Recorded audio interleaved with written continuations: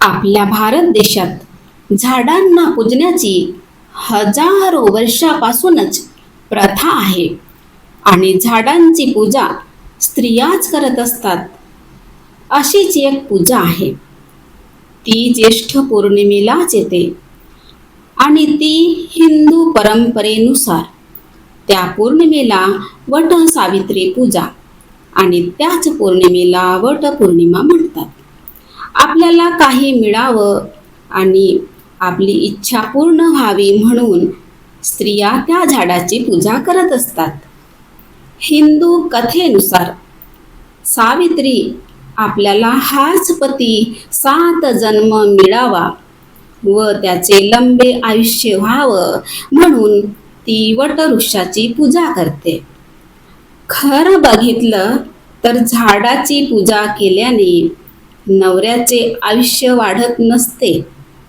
त्यासाठी त्या स्त्रियांना एक काम करावं लागेल.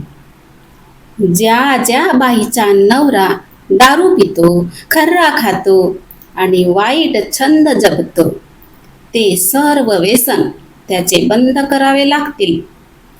तेव्हाच त्याचे आयुष्य वाढतील. बौद्ध साहित्यात सुद्धा वटपौर्णिमेला महत्त्व आहे. कारण वटवृक्षाखाली सुजाता बुद्धाला खीरदान करते आणि त्या खीर सेवनाने बुद्धाला ताकद येते आणि ज्ञान मिळवल्यानंतर बुद्ध सुजाताला वटपौर्णिमेच्या दिवशी आपला धम्म सांगतात.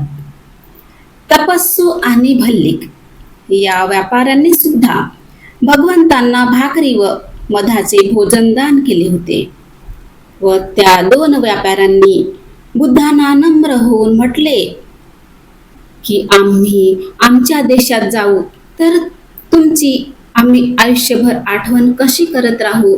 तेव्हा भगवान बुद्धांनी शांतपणे आपल्या डोक्यातील काही केस त्यांच्या हातावर ठेवले आणि त्या व्यापाऱ्यांनी आपल्या देशात त्या केसांवर स्तूप बनविला आणि अशा प्रकारचे या पौर्णिमेचे महत्त्व आहे.